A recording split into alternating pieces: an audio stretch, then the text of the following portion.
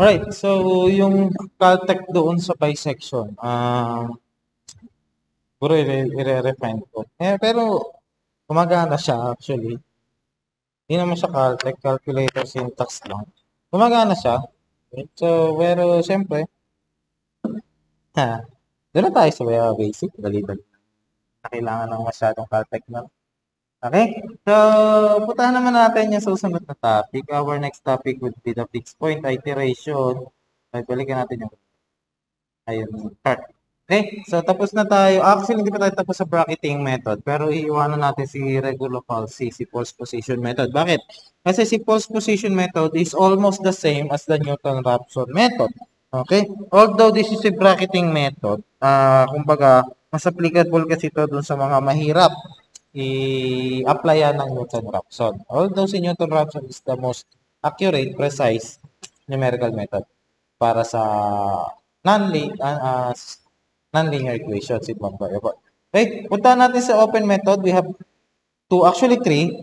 We have fixed point iteration, Newton, and second. So, hiniwalay ko si fixed point kasi although open method si fixed point, para kasing sa akin, for me, very inaccurate. So, namimili lang siya or case-to-case basis kung mag-converge. Okay, pero most of the time, diverging ang nangyayari kay fixed point. Pero ano muna ba yung tinatawag nating open method? Okay, when we say open method, di ba last time sa bracketing, di ba last time nung kanina lang, nag-bracketing tayo, kung meron tayong, kunwari, ito yung ating curve. You have x, then f of x, and then ito yung curve mo. Ayan.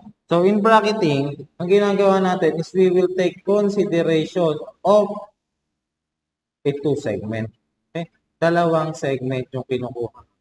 Alright? Pagdating natin sa ating mga open method, isang point lang yung hinahanap sa atin. For example, ang starting point ko or the initial value ko is ito. And then, siya na yung magsosolve. Pwedeng pumunta dito yung calculation mo, which is makukuha mo yung root na to. Okay? Kung papunta sa direction na to, yung values na nakukuha mo, therefore makukuha mo yung root na yan. Okay? Kung pabaliktad, ito yung makukuha mo. Kaya ang problema, what if ganito yung graph ng function? X of x. Then, ayan. And then, ang napili mong initial value is somewhere around here. Alright? Somewhere around here. And unfortunately, naging pag-ganon yung calculation mo. Okay? So, ang mangyayari is magda-diverge. Lalayo ka ng lalayo. Hindi mo makukuha yung root, which is ito. Supposedly, ito yung root. Hindi mo na siya makukuha kasi yung calculation mo lumalayo na from the true value. Okay? So, ang gagawin mo is you will change your initial assumptions. So, pwedeng dito ka pag ganon. Okay? Unfortunately, sometimes, pagka pumili ka na naman ng addition ng bagong assumption, bumabalik naman. Okay? So, that is why this is very inaccurate, especially the false position. Although si Newton-Raphson, since very direct yung calculation niya, kung ano yung function, yun yung isosolve, okay? Mas accurate, alright? Or mas mabilis yung convergence, okay? So, kung papipiliin ako between the two, I will choose the Newton-Raphson, okay? Or I will choose the bisection method kung alam ko yung points. Alright? So, pagdating kay fixed point iteration method, okay?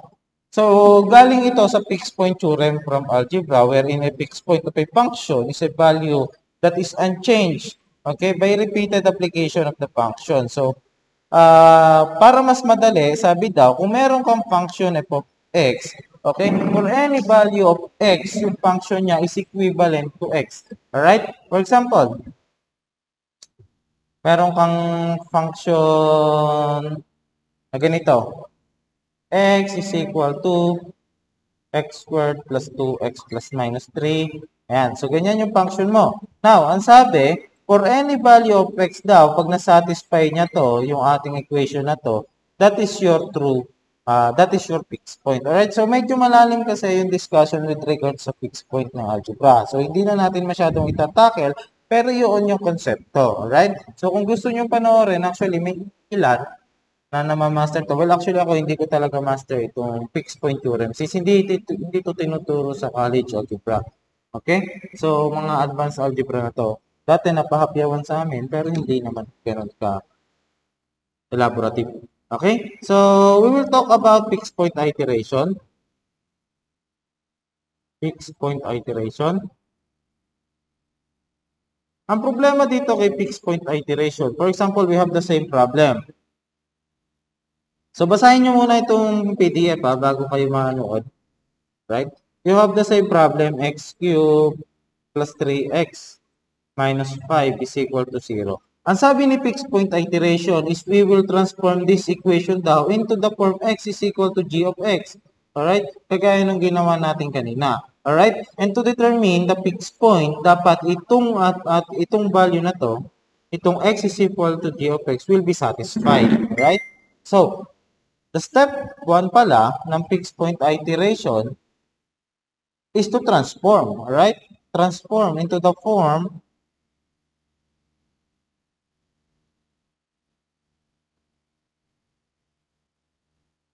x is equal to g of x. Alright? So, if this is your problem, we have multiple ways to transform this into the form x is equal to g of x. Okay? Number 1 is this. Pwede kong kuhain muna is yung, sabihin na natin, ito, mas simple yung 3x. So, x cubed plus 3x is equal to 5. Isolate ko lang lahat ng may x values.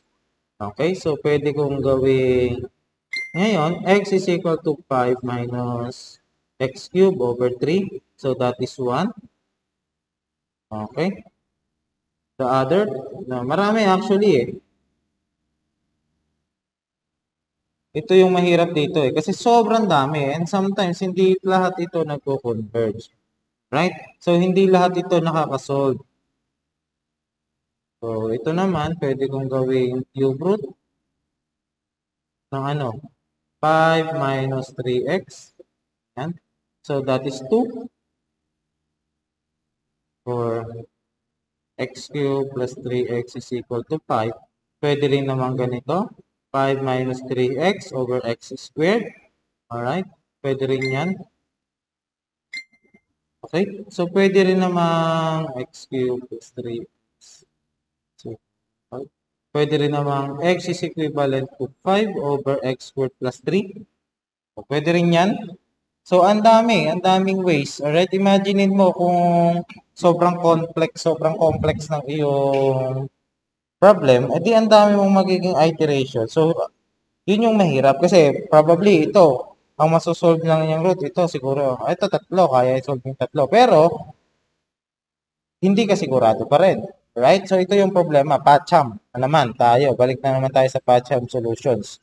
Okay? So, if you have now these values, you will now, step 2, okay, choose any one of these, okay? Choose one equation to iterate. Well, normally, ang ginagawa is ina-iterate yan lahat.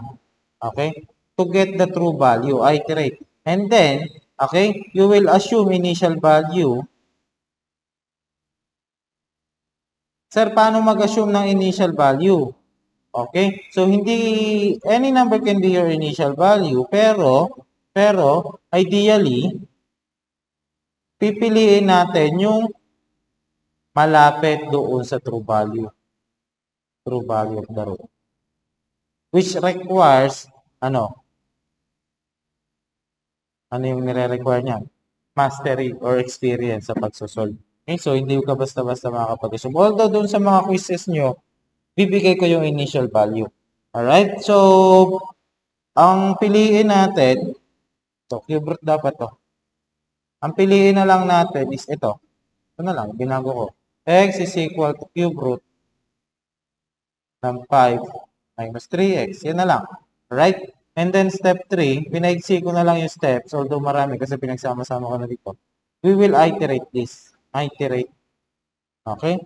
I-iterate natin. So, first iteration, since meron kang initial value, x is equal to 0, alright, therefore, your x become cube root of 5 minus 3 times 0.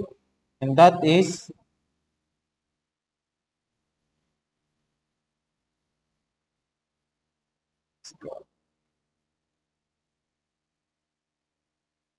cube root of 5 na lang.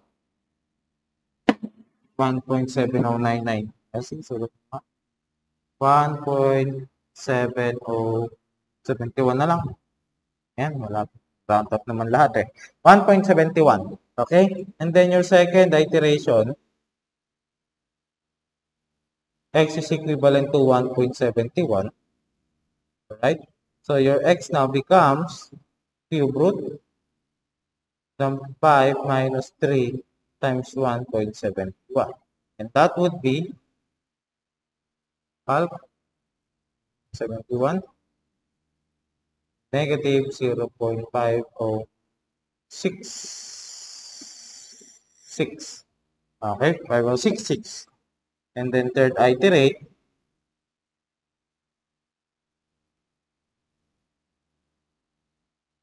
third iteration will be x is equal to 5066. So x is cube root ng 5 minus 3 times negative negative 0.5066. Right? Therefore, x is negative 5066. 1.868. Right? And then, fourth iteration,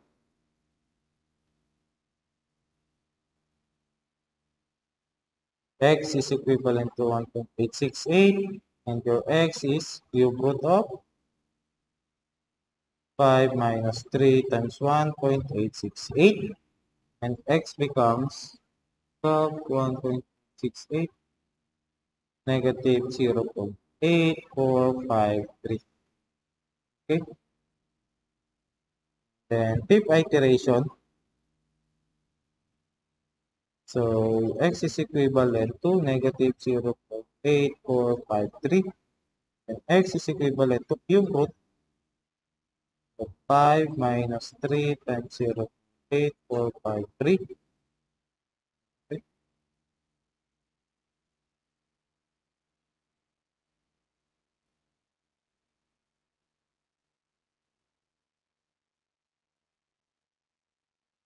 So x is equivalent to 1.961.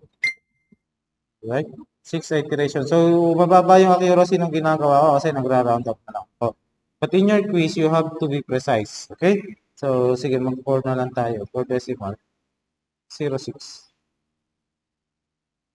Decimal na lang. Sige. So, iterate natin. X is equal to 1.9606. Okay? X is equivalent sa cube root of 5, but 6. I-round down natin. Okay, mo na nga. Dapat round down pala. Okay na. Ano? File 1.9606 negative 0.9589 and then uulit-ulitin mo yan hanggang sa yung value ng x previous is approximately equal to the x current. Okay? So, in calculator, may caltech naman ito. Alright? So, ang gagawin na lang natin is, i-check natin. Alright? So, sa calculator, ang ginagawa natin is we will input our initial assumption. For example, 0. Okay? And then, we will type the equation. So, cube root ng 5 minus 3. Sa halip na x, answer yung ilalagay ko. Right? And then, paulit-ulit mo pipindutin yan.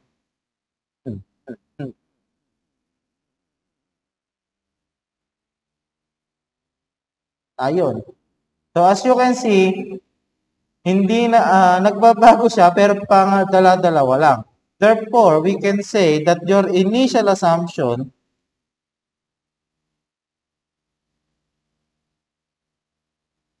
results to divergence. So, nag-diverge. Wala kang nakuhang root. Right? So, ang gagawin mo ngayon is to, select another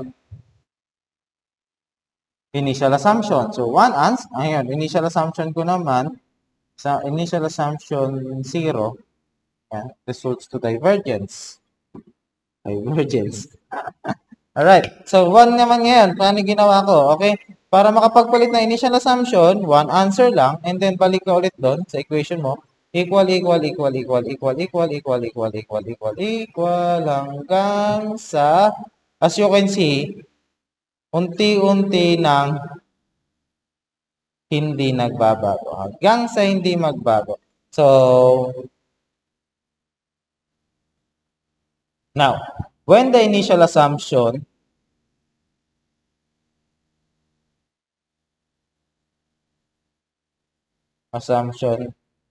x is equal to 1, the root is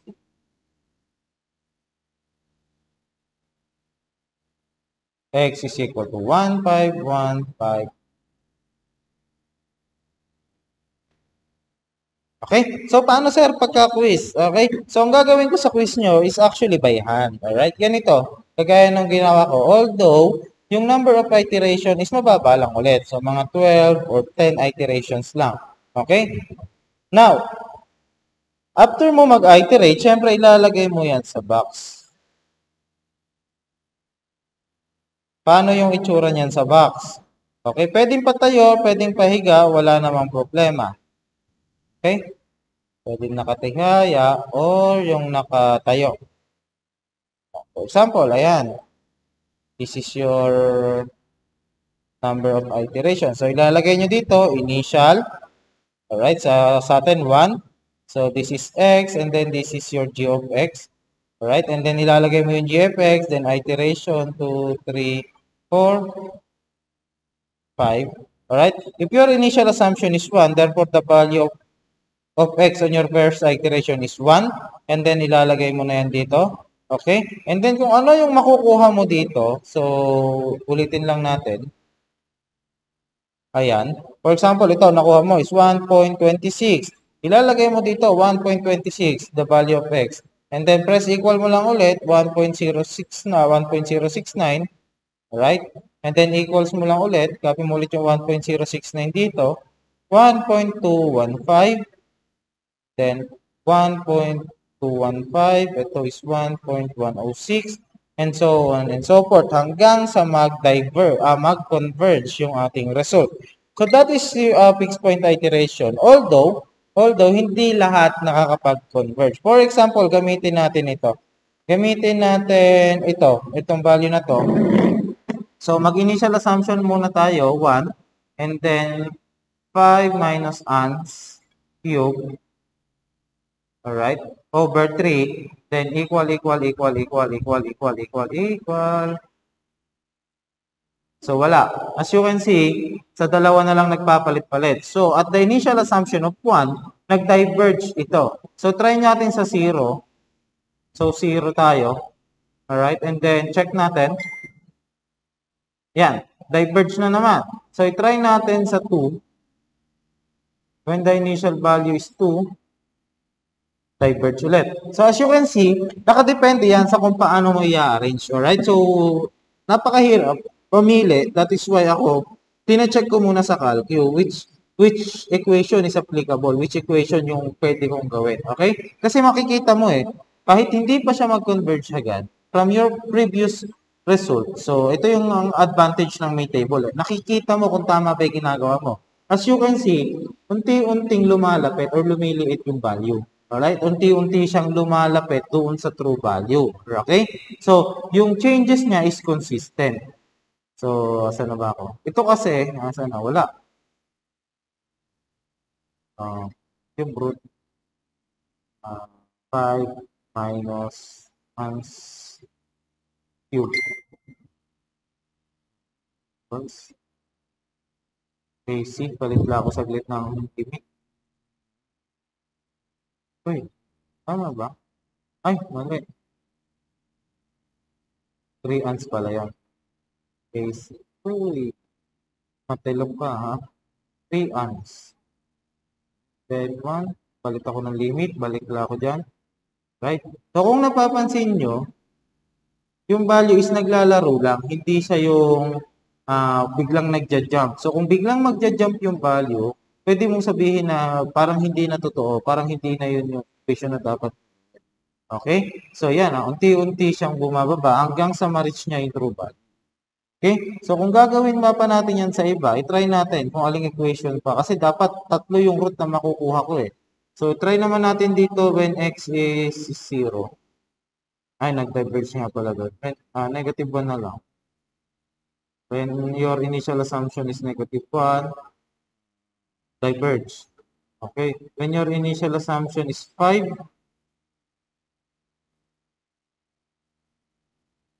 diverge. As you can see, parang isa lang yung nakukuha nun. Yan, diverge na yan, automatic. Okay? So, when your initial assumption is negative 3, negative 2 for example, masyado nang wala yun. Yun, diverge na naman. Diverge na naman. Okay, from negative 1. Okay? So, try mo ngayon yung iba para mahanap natin yung tamang root.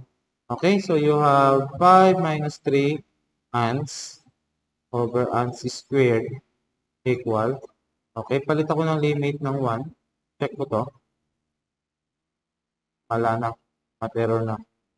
Palit ako ng limit. So, gawin natin 0. Error na kagad. So, palit ako ng limit. Gawin ko negative 2.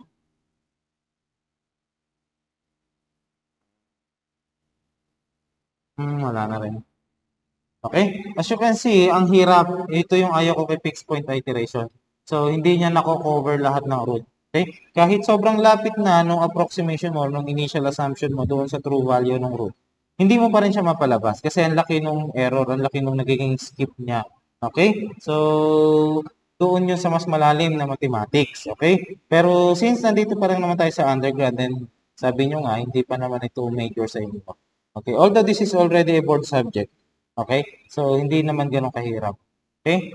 So, yeah. Basically, that is your fixed point iteration. Hindi naman ganun kahirap. Puntahan natin si Newton-Raphson. Okay? So, si Newton-Raphson is almost similar doon sa ating fixed point. So, meron na pala ako ditong mga sample. Ayan, may sample ako which is nag-iterate ako hanggang 13 iterations. So, probably ganyan yung magiging quiz nyo. Ayan. And then, pinakita ko na rin dito sa yung mga result doon sa other equations and then the calculator syntax para hindi nyo na makalimutan. And then, sample problem 2, Excel na lang. So, dinigyan ako ng dalawang limits, 0 and 1. Sinolve ko na lang. So, as you can see, may dalawa akong equation. And then, nakuha ko yung root na 0 and 1 point, ano ba isa? 1 point dito nakakuha to. Ayan, 0.5055. Ayan, yan yung dalawang root. Ito, actually, parang wala. Diverge to. Lumayo. Ayan, nagpapalit natin sa ibang isa. So, yan. Biruin mo dito, ang bilis niya nag-converge. 3 and 4. Okay, so very suitable yung naging equation niya para dun sa root. Okay, so punta natin si Newton-Raphson. Pagdating kay Newton-Raphson, may formula.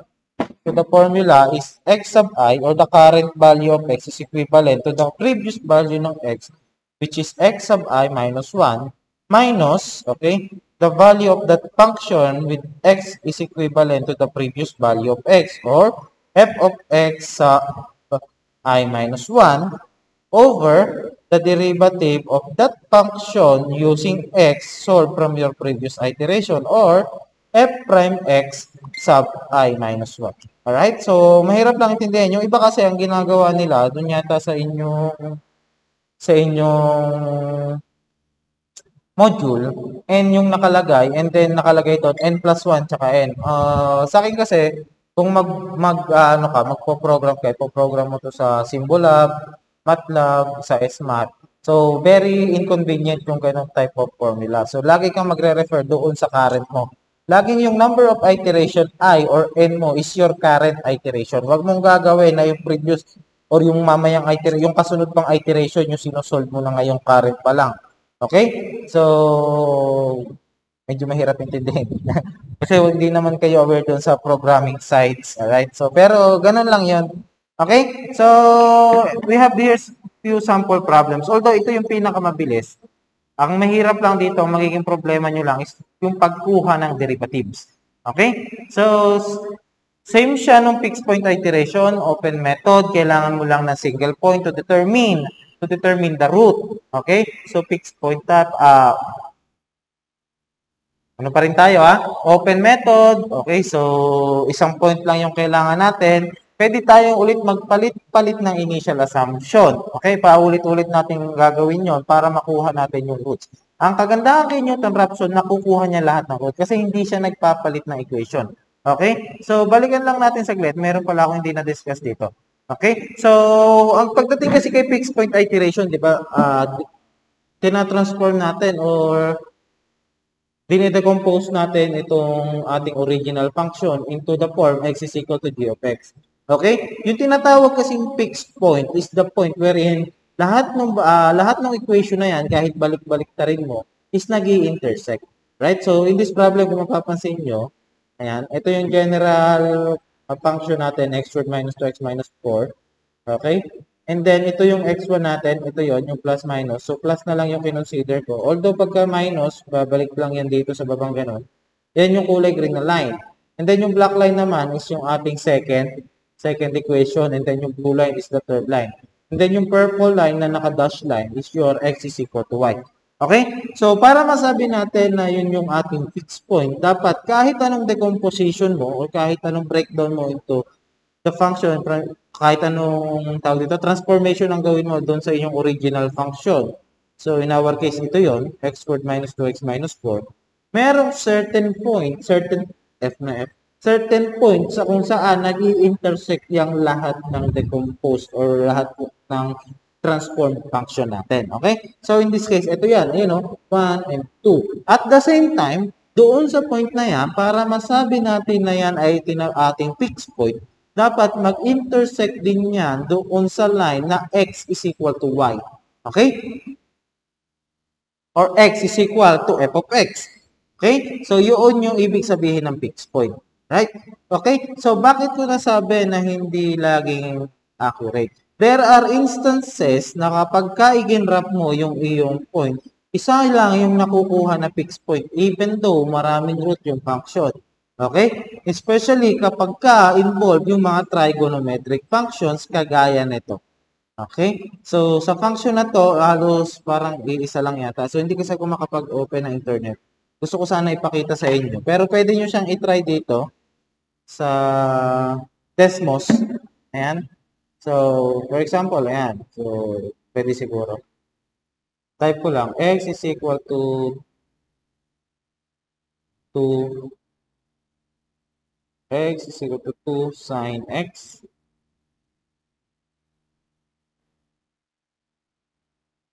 Okay.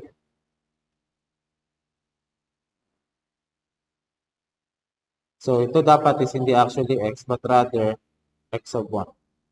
Ayan. So, yan yung una mong function. Yung pangalawa naman, x of 2 is equal to, okay, sine base to 1, ano, x over 4 x. Yun yan. Then yung last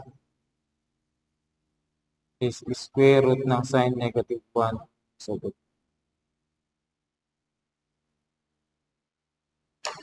SQRT sine.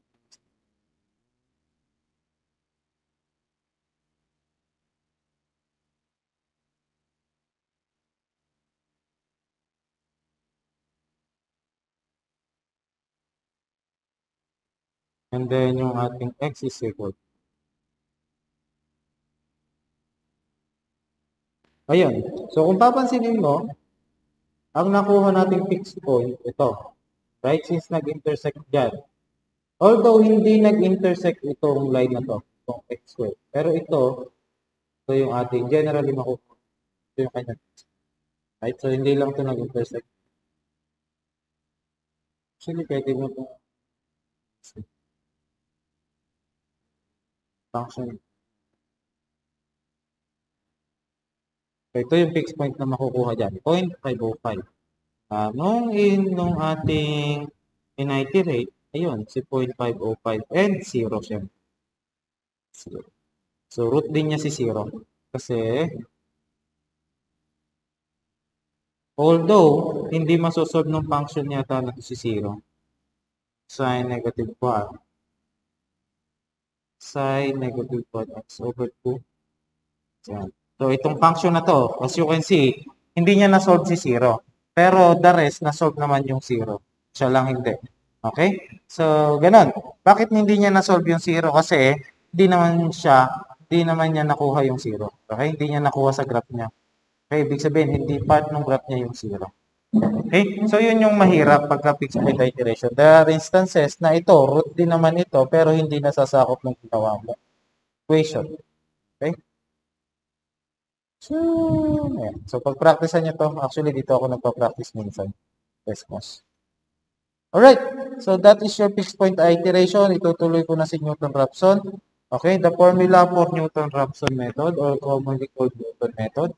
So, kawawa naman si Raphson. Tinanggalan na ng credit. Okay? Newton-Raphson method. Para may credit pa rin si Raphson. Newton-Raphson method, ang sabi sa atin, the x current is equivalent to the x previous. Okay, minus yung function f of x ng ating previous value over f prime or the first derivative. Yan. So, si Newton-Raphson, kung kanina si fixed point iteration, fixed point theorem ang ginagamit. Si Newton-Raphson, actually, slope lang naman yung ginagamit nito. That is why, mas accurate ito kasi every point ng curve na dadaanan niya, nakukuha niya yung slope. Alright? So, very direct solution. Okay? So, mas madali si Newton-Raphson talaga kaysa kay fixed point iteration. Okay? So, sige. Hindi ko na i-discuss siguro kung saan nanggaling yung slope formula. So, available to sa internet. Nanggaling lang yan doon sa slope na curve. Ganun yun. For example, may curve ka. Ayan. Tapos, pangit na curve ka.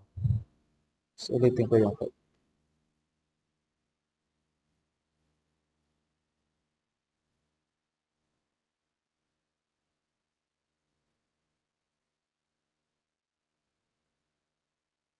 Ayan, ganyan na lang.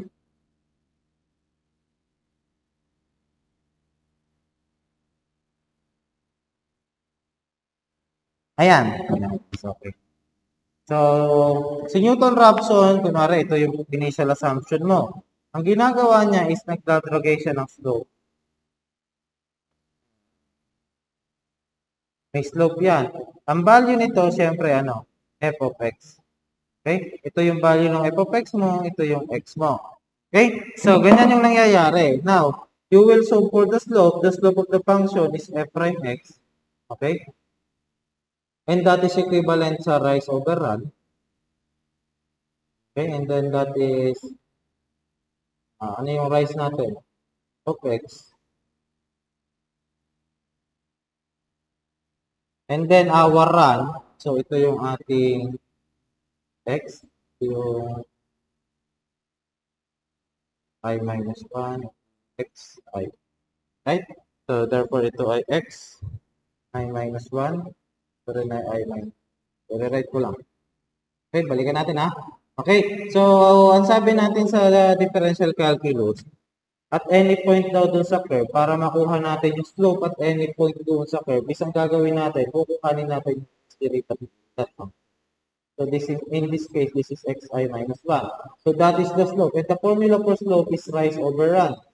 Okay? Rise over run. Kung gaano yung tinaas at gaano yung tinaas. So in our case, so f prime xi minus 1, okay, our rise is actually f of x.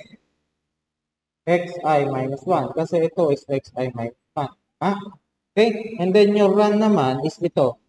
The difference between the two. And that is xi minus 1. Right? Minus. So, transposition, you have x i f xi minus 1 over f prime x. So, lipat. So, xi now becomes x sub I minus 1. So, ganyan na. Minus, ulilipat. F prime So that is the derivation from your differential calculus. Actually, si Newton-Raphson is tinuturo sa differential calculus. Okay? Ang init. So, tuloy natin. Okay, so yung problem natin kanina, ano yung problem natin kanina? Huwag kayong mag-alala, may Caltech dito. Turo ko rin. X cubed plus 3x minus 5 is equal to 0. X cubed minus 3x minus 5 is equal to 0. Tama ba? Minus 3x. Kasi baka hindi plus. Alright? Okay, so the first thing we need to do, step 1, is to determine your f prime x. Na medyo naglolo ko na yung step 1. Determine your f prime x. So if this is your f of x,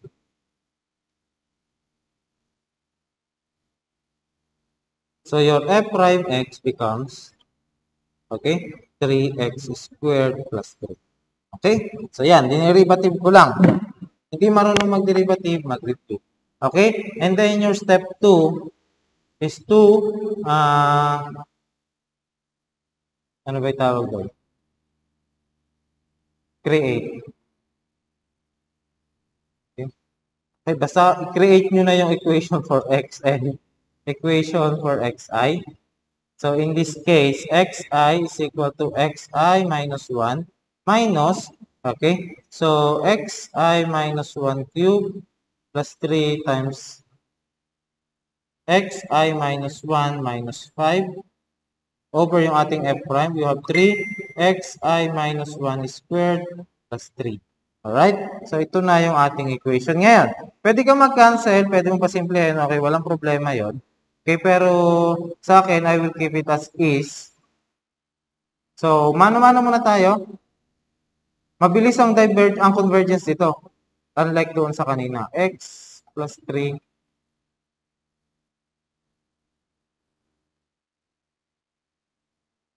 minus 5 over 3 alpha x squared plus 3. Okay? So, step 3 is to iterate na agad. Iterate. Okay? So, again, magsisimula ka sa initial value. Iterate with initial value. Initial value. So, x is equal to 1 na lang. Okay? X is equal to 1. So, your first iteration, your x is equivalent to 1 plus 1 cube plus 3 times 1 minus 5 over 3 times 1 squared plus 3. And that would be x is equivalent to 7 over 6 or 1 over 1/6. Okay, repeating. Okay, or 1.17. Second iter, okay, your x become 1.16 repeating, okay, plus 1.16 repeating cube plus 3 times 1.16 minus 5 over 3 times 1.16 plus 3. Then your x becomes 1.16. Hindi ako makapaglagay.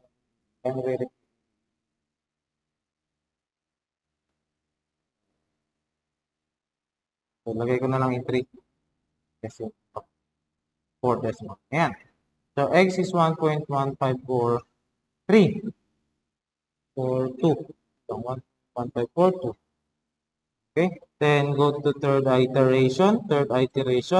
Our x now becomes 1.1542 plus 1.1542 cube plus 3 times 1.1542 minus 5 over 3 times 1.1542 plus 3.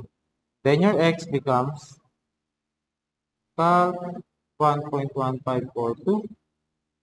Okay, 1.1542. Bilis ha. So, rounded off kasi. Pero check pa rin natin. Sa fourth iteration, Calc mo ulit, 1.1542. So, yun ulit. So, nag-converge na tayo sa 1.1542. Okay? Converge na tayo, considering 4 decimal places lang yung ginamit. Okay?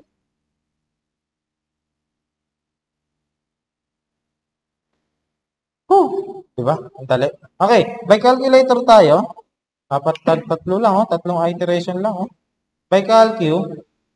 Okay? So, ang gagawin natin, okay, is to replace this by ans. Okay? So, papalitan ko lahat ng value nito ng ans. So, in this case, this is ans minus ans cube plus 3 ans minus 5 over 3 ans squared minus plus 3. Okay? So, yan. And then, ang gagawin ko, I will assume initial value 1 equals, yan na. Nakasave na yan sa ans. Uulit-ulitin ko lang yan. So, lalagay lang ako dito na table ulit, kahit nakatihaya or nakatayo. Walang problema.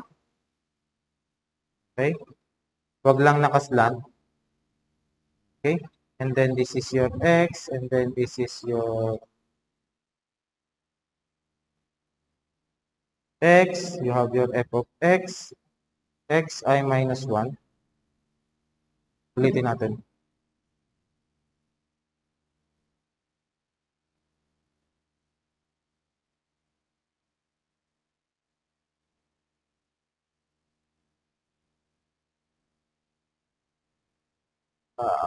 By the way guys, i-request ko kayong pumasok sa Wednesday next week para mag-quiz.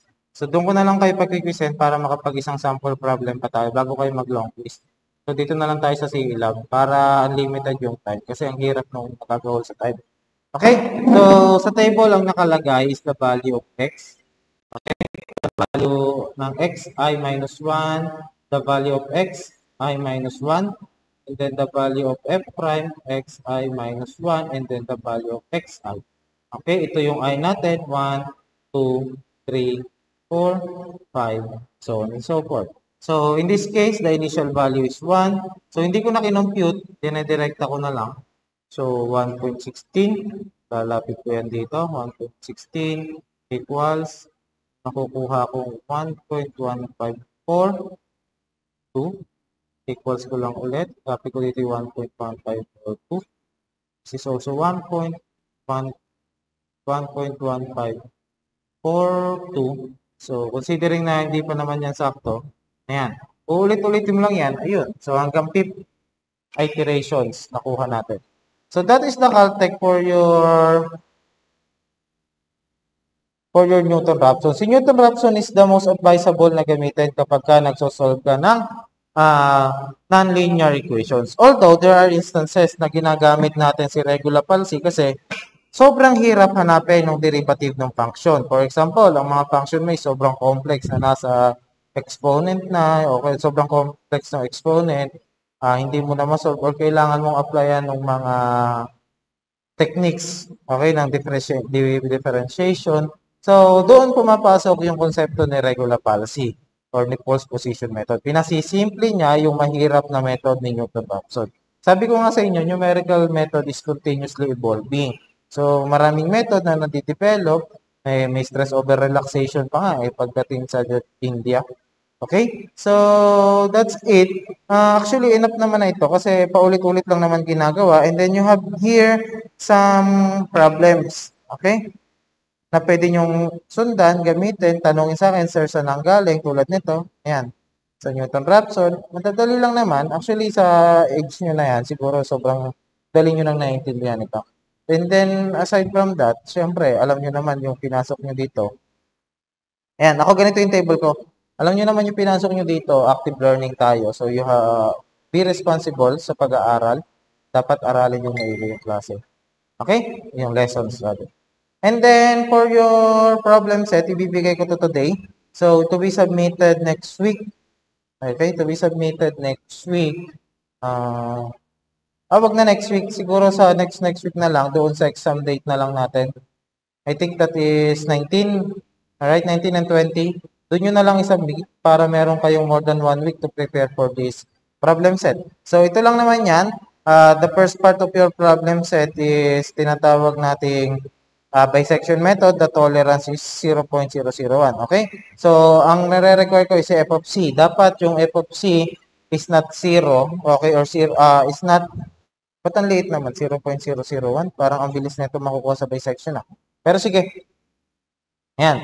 And all of this is by hand. Isosolve nyo to by hand, walang Caltech. So, practicein nyo muna mag-solve ng by hand nang walang calculate, nang walang direct solving sa calculator. Okay? So, part A, bisection method, the required tolerance or precision for f of c, okay, is 0.001.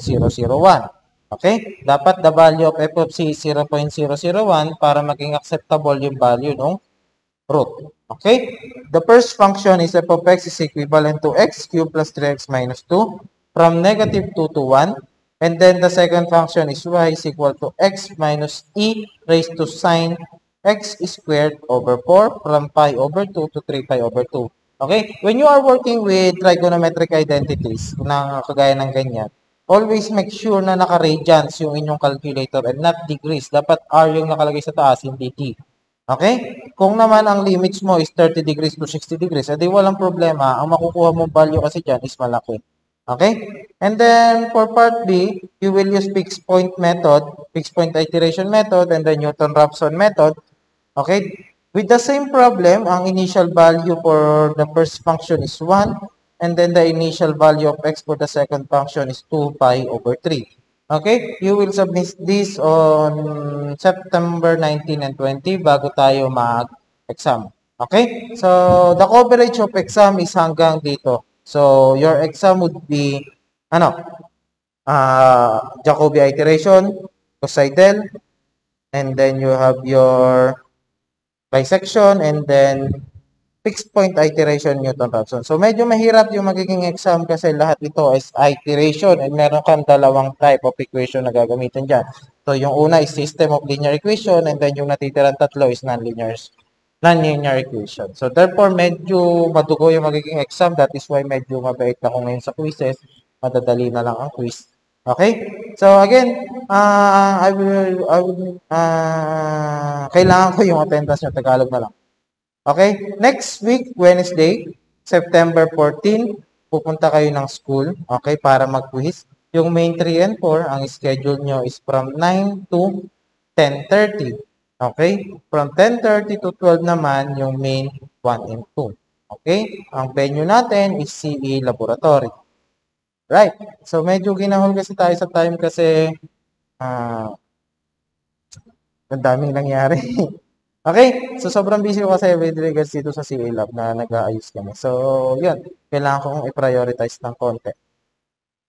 So, that's it. So, kung may tanong kayo, paki-message sa akin sa GC or paki-PM. I suggest i-message nyo na lang sa group chat kung may nalilito kayo doon para konting brainstorming na rin kayo magkakaklase. So, kung walang makasagot, ako yung sasagot. Okay? So, that's it. Guys, thank you and mag-ingat sa natitirang oras ng maghapon and stay safe. Puso ang dengue. By the way, permits. Okay? Make sure na ma-process or ma-settle ang permits before the examination date. That's it. Thank you. Goodbye.